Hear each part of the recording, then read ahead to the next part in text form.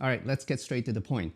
The camera that we will be balancing on the RS2 is the Blackmagic Pocket 4K camera, and I have a Tilta full cage with the Tilta top handle right here and a Tilta NPF battery plate with a NPF 970, the bigger battery on the front right here, and also a Samsung T5 with the holder and a kind of like a wrist strap right here. I'm not going to take this off. The reason why I'm balancing this whole setup on the gimbal is because I want to be able to jump between gimbal and handheld very easily without stripping anything off. So this is something that we're going to balance today on the RS2, and I will show you guys how to do it.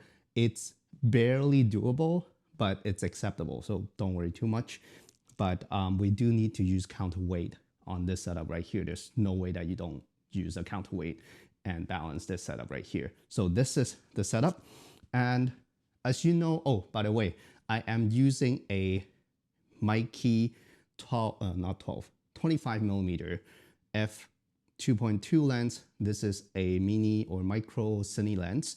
I'm not using the Sigma 18-35 with an adapter with this right here because the lens weight or length doesn't really affect the axis that we're trying to balance. The axis that we're trying to balance with the counterweight is the roll axis. The lens only affects the tilt axis more. So whatever lens you use, like as long as it's not like extremely big or heavy, then it should be fine on the RS2, but this is the lens that I'm using. Before we mount the base plate onto the camera, we need to talk about the follow focus, because a lot of time when it comes to pulling focus, especially with the Blackmagic Pocket cameras or cinema cameras 6K, 4K, they need a follow focus or follow focus motor because it doesn't have continuous autofocus. It cannot pull focus that easily compared to other cameras. You can use the USB-C cable to go from the RS2 to the camera directly to pull focus if you have an autofocus lens or autofocus photo lens. But the problem is, if you use that USB-C port on the pocket camera for that purpose, then you won't be able to use the T5 to record or to film with, basically. So that's why we're going with the focus motor route.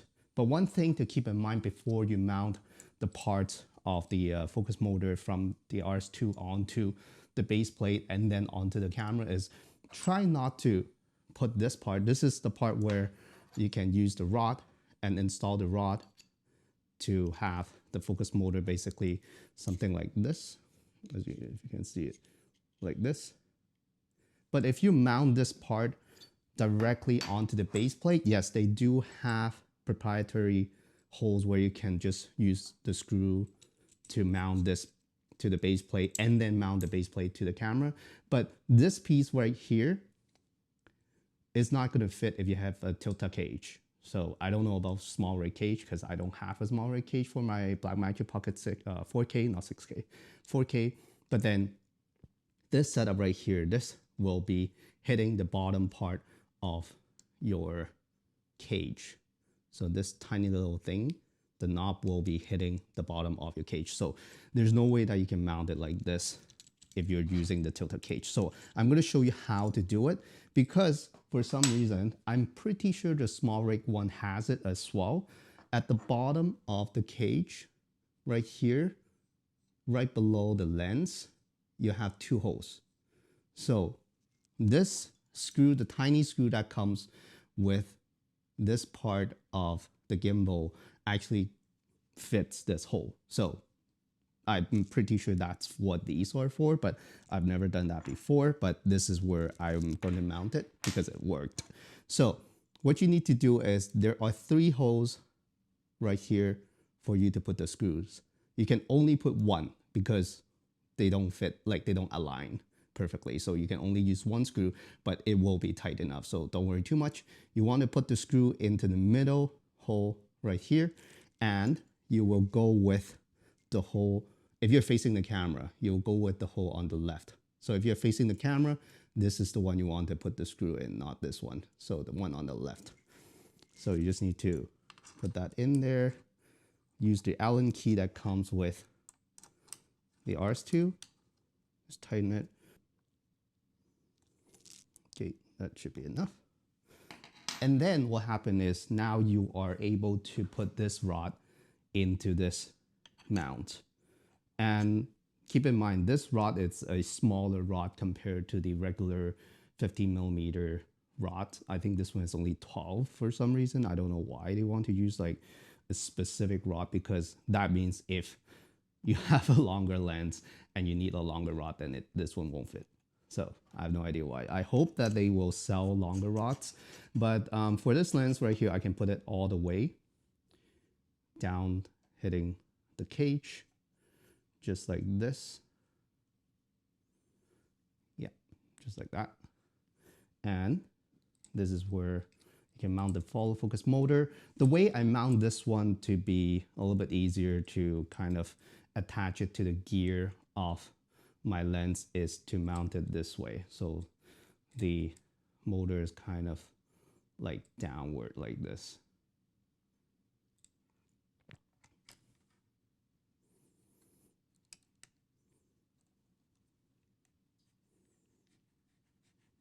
Okay, so once the focus motor is kind of aligned to the gear, then you just snap it together, make sure that they are tightly attached. Then you want to lock this lever. Okay, lock it. And you can test and see if the motor is actually attached to the gear by just rotating it. And if the motor is rotating with the focus motor, then that means they are geared together. So it's already installed. This is how you want to install the follow focus on the Blackmagic Pocket camera if you have a Tilta cage, a Tilta full cage, because the bottom or the base plate won't fit if you want to mount the rod onto this base plate first. And the second thing that I figured out, to mount the base plate, you want to pick a specific hold here at the bottom of the cage. You don't want to randomly just pick one. So the one that I found that is the best is if you look at the bottom like this with the lens pointing up, that is the top left and second.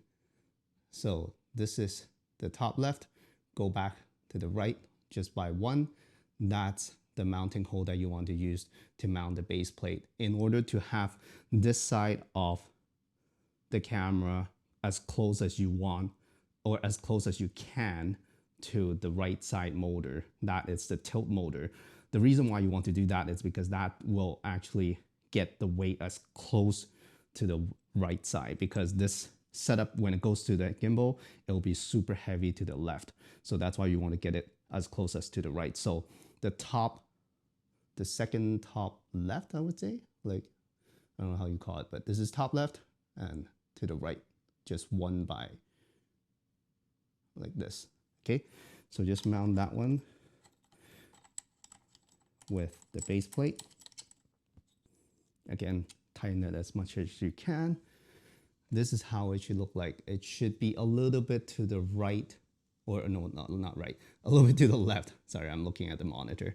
So a little bit to the left of your lens. This is where you want to mount this base plate right here. It doesn't matter if you use the one with the follow focus motor holes, because they do have two if you get the Pro combo, but because we are mounting the focus motor directly onto the cage, that's why.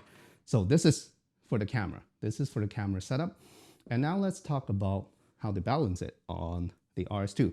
So make sure that you lock all the axes and lock everything, have it set up like this, having the L-shaped base plate, Manfrotto base plate installed already. Slide it a little bit to the left, not to the left, to the back, because you don't want the gimbal to be super front heavy when you first put the camera on top.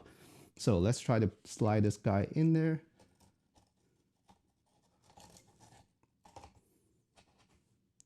You'll hear a click. And you'll notice that if I push the camera to the right, closer to the tilt motor, there is a very, very tiny gap. This is how much you want to push the camera to the right side. And after you slide this, in, you want to lock it at the back. Make sure you lock everything before you let go all the time. And what you need to do is to take away the lens cap, because that will affect balancing the gimbal as well. The first axis that I always balance is basically this knob right here. If you release this, your whole setup will go up and down. And if you release the tilt axis, you'll see that it is swinging this way. And if you rotate it facing upward, let's say the camera facing upward, you'll notice that my lens, or actually the whole camera setup, is very top heavy. You'll need to slide this down. So release this and slide this part down if it's top heavy. If it's bottom heavy, then do it the other way, move the entire setup up. But this setup is super tall as well because of the top handle and also the battery plate and the battery. So that's why you want to slide that to the bottom. So see, now it's not moving at all when I am tilting it. So for this setup, if you have the exact same setup, you'll need to slide this base plate or this L bracket all the way to the bottom in order to have it balanced. That's the only way. If you have like a bigger camera, let's say it's C200, C300, you will do the same thing, I'm probably pretty sure. So lock this again. Every time when you're done with adjusting one axis, lock this. And now we're going to adjust this axis. You see the camera tilting forward, that's because the camera is very front heavy. So that's why we need to release this base plate right here, the Manfrotto one, unlock it, and use this knob to rotate it to slide it back. Now it's a little bit back heavy, so slide it back to the front a little bit. Whoop. I think the sweet spot is somewhere here. So now we can lock this. Again, whenever you're trying to balance a gimbal with a heavy setup, especially this one right here, try to have your hands close to the gimbal just to be ready to catch if anything falls. Okay, so you don't want the camera to fall and like start hitting the lens and everything. So now this axis is balanced. We just need to, whoops, just unlocked the tripod. So we just need to lock this axis. Make sure you do it one by one. The second one that we want to balance is, oh, that's the third one actually. It's the roll axis, which is the one that is super imbalanced because as you can see, the camera is like almost like all the way to the left. So that's where we have to add the counterweight. We need to release it. Once, make sure you have your hand ready to grab onto the camera by the handle, because once you release it, it's going to be super left side heavy. Okay. So what we need to do is let's lock it. This is where the counterweight comes in. This is the counterweight that I'm using. This is from SmallRig. This one comes with two weight. The small one is 100 gram and the big one is 200. You'll need both, basically. You'll need to use both of these in order to balance this gimbal or this setup right here, because this is really left heavy right now. This thing is not light. This thing is super heavy. And where you want to mount this is somewhere along this axis, or this arm right here, I should say. I can show you how to pick the correct combination, because you can actually unscrew them and put them into different, I believe they are 1/4-20. And the one that you want to use is the one at the top. If you have the knob on this side, the top, put in the small one, and then put the big one at the front. So it looks something like this. So this is where the turning knob is. At the top, you want to do this. This is where you clamp onto the gimbal. So this is how it looks like. I'll probably do a close-up so you guys can see it a little bit better. So it looks something like this. Yeah, I should. Okay, and all you need to do is to mount it on here. I mount it at the very end where the arm turns, basically, because I feel like if I add it somewhere closer to the camera, it'll probably get into the way when the gimbal is trying to balance. So this is where you want to mount it. Make sure you tighten it so it's not going to fly off the gimbal. So now we have a weight on this side. So we have a setup that it's really left heavy, but we have the counterweight on the right side to kind of balance it. If you look at it from this side, ooh, it's quite heavy. So counterweight, this is the camera. This is what you're gonna face when you're trying to balance it.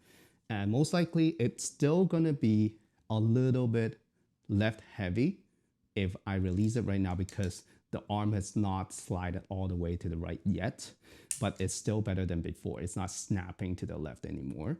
So I just need to release the knob right here.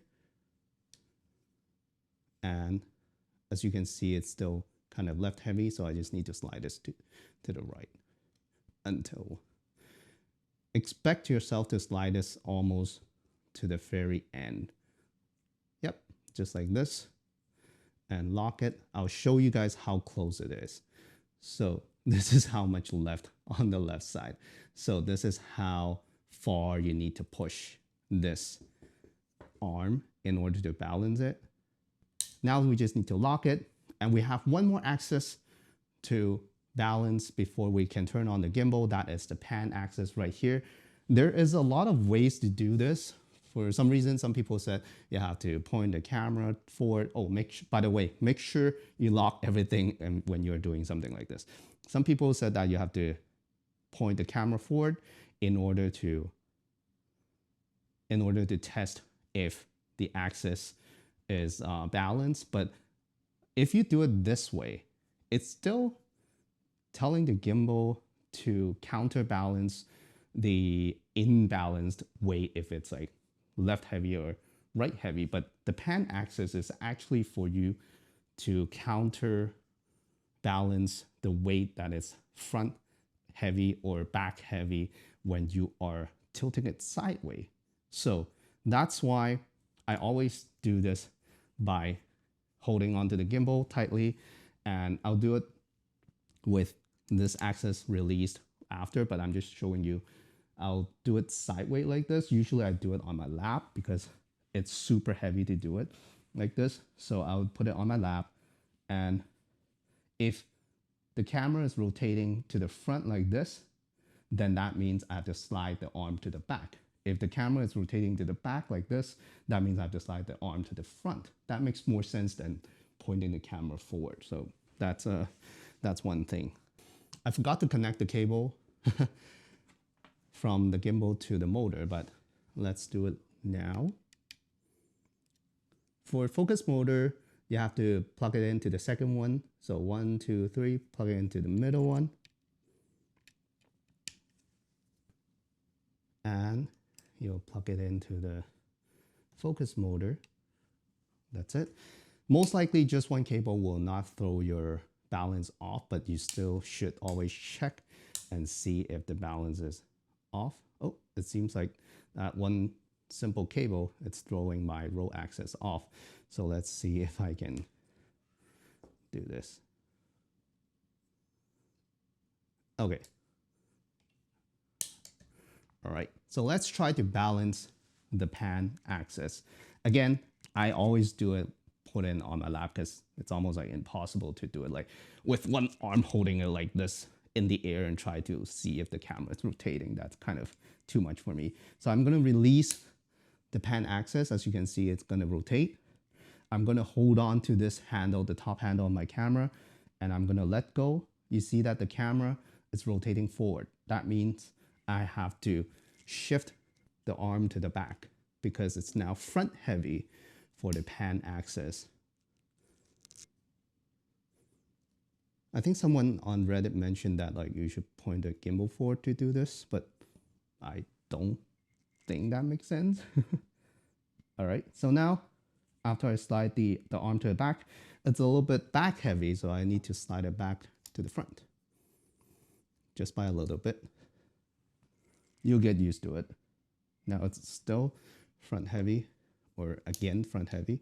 So let's slide it to the back. I wish they have that little rolling knob that you can use to adjust on each axis, because that's a lot easier. Okay, it seems like it's better now. Maybe a little bit to the front, and that's it. So this is how you balance the gimbal. Let's try to turn it on. I'm going to release all the axis, and I'm just gonna power on the gimbal. So every time when I'm using this DJI RS2 gimbal, I always suggest people to calibrate it before you use it every time. It doesn't matter like if you have the same setup or if you have the same cable, same focus motor, same counterweight. Even if you never touch the thing and you just remove the camera, put it back on, do the calibration, because it only takes like what, 10 seconds or less, and it will make the motors smoother. But one thing to keep in mind is when you are balancing such a heavy setup especially, is to have your hand ready to catch the camera, because I've seen a video online on YouTube or Reddit showing that the RS2 was like swinging crazy and snapping the Pocket 6K all over the place for some reason. That one is not a heavy setup too. It doesn't have a cage or anything, but it was like snapping that thing all over the place. So you need to, all you need to do is to tap onto calibration. Make sure, again, you have a hand to secure it just in case if your gimbal goes crazy. So I'm just going to tap onto the top left icon and then start calibration. It will just do the calibration by itself.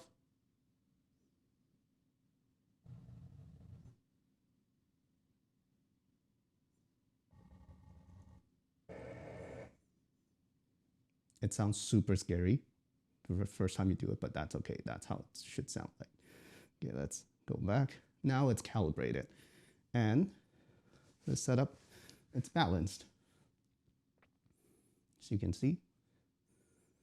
I know the top handle, it's almost touching the roll axis. So try not to go too low with this. But again, this setup is for me to quickly jump between gimbal mode and handheld mode. This is the best way to do it, and this is the easiest way to do it with a counterweight. You do need a counterweight to balance this. But this is not bad at all. Compared to the Zhiyun Crane 2S that we had before, this one is a lot lighter already. I feel like that one feels as heavy as this entire setup by itself almost. That gimbal is really heavy, but that one doesn't require a counterweight. So if you don't want to go with this route, this one, of course, this one you need to kind of have this workaround. But yeah, the other one, it's better when it comes to not using counterweight. And the focus motor will work, of course. Can you see it on this side? Maybe. Yep. So the focus motor works. So the conclusion is, yes, you do need a counterweight to balance the entire setup. A fully rigged out Blackmagic pocket camera, 6K or 4K.